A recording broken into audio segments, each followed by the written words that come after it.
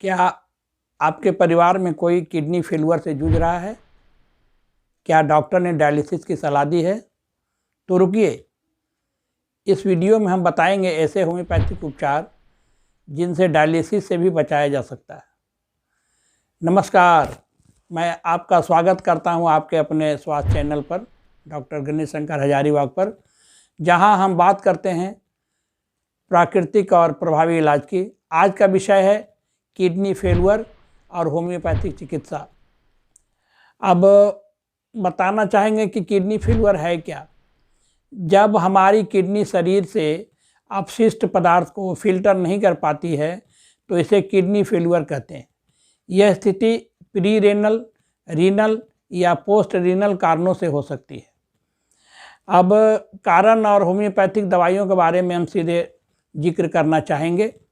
तो जैसे pre renal कारण जो होता है वो जैसे प्रसव होने के बाद जो ARF होता है, किडनी फेलियर होता है, उसमें एस्ट्रांटियम कार्ब जो है बहुत अच्छी दवाई है।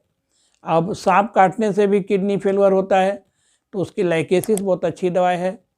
अब एलोपैथिक दवाओं के यूज के कारण बहुत ज़्यादा एलोपैथिक दवा खा के जो जिनका किडनी फेल होता है तो उसमें नक्स भूमिका का बहुत अच्छा प्रयोग हम लोग करते हैं।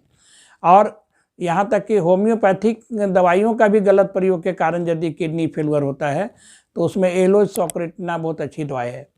और कुछ लोग गर्भ निरोधक दवाई खाते हैं महिलाएं, तो उसके कारण किडनी कभी कभी डैमेज हो जाता है, तो उसमें सीपिया बहुत अच्छी दवाई है।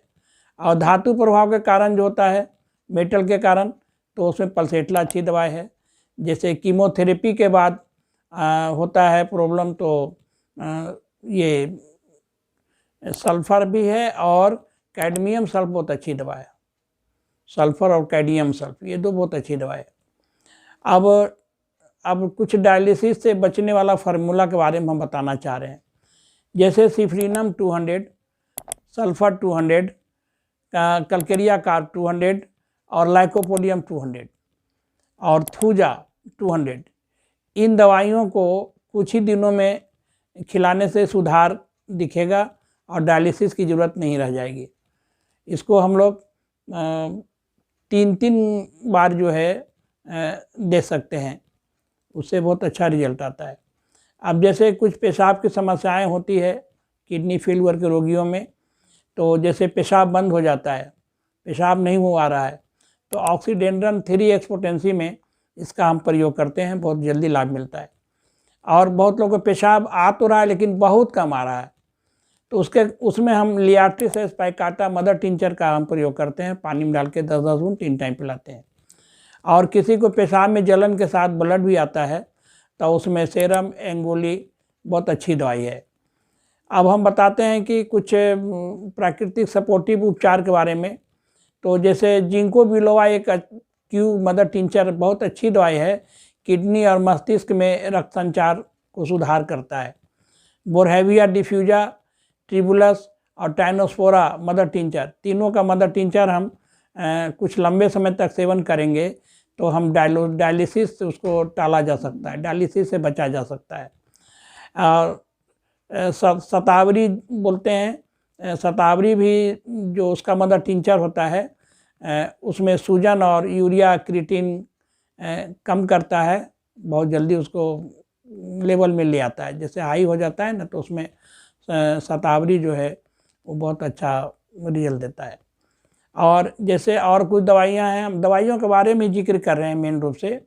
जैसे अब किडनी के फेलियर के रोगी को बहुत सांस फूलने लगता है, हाइपोक्सिया बोलते हैं, तो उसमें एस्पिडोस्पर्मा 10 पोटेंसी का 1 डोज दे दीजिए, तो उससे बहुत जल्दी उसको हाइपोक्सिया से क्योर हो जाता है, कम हो जाता है।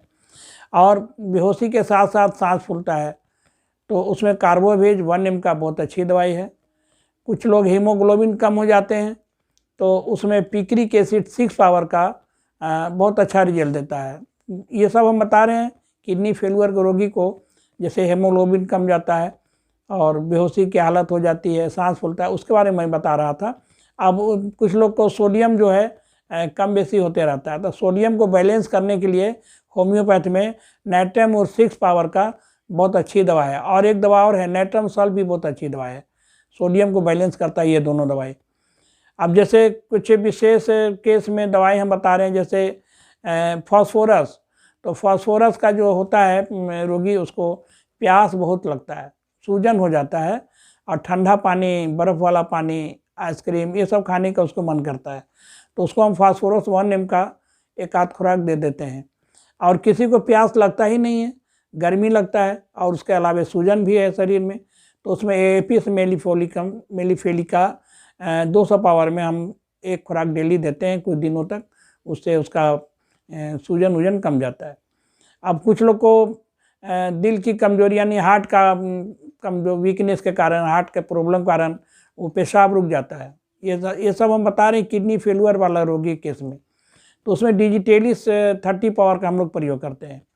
किडनी में सूजन और कम पेशाब जब आता है, पेशाब आ नहीं रहा है, बहुत कम आ रहा है, तो उसमें हम सॉलिडेगो मदर टिंचर का हम लोग पानी में डाल के 10-10 बूंद 3 टाइम पिलाते हैं, तो किडनी में सूजन को कम हो जाता है, पेशाब ठीक से आने लगता है। तो दोस्तों, होम्योपैथी में किडनी फेलियर का इलाज संभव है। इन दवाओं के नियमित समझदारी के सेवन और डॉक्टर की निगरानी में उपयोग से आप डायलिसिस से भी बच सकते हैं। याद रखें, हर मरीज की स्थिति अलग होती है, इसलिए किसी प्रशिक्षित होम्योपैथिक से ही परामर्श लेकर इन दवाइयों का सेवन करें। और आपको ये वीडियो पसंद आया हो तो इसको लाइक करें, किसी ज़रूरतमंद तक पहुँचे तो इसका शेयर करें, और ऐसी जानकारी के लिए चैनल को सब्सक्राइब करना ना भूलें।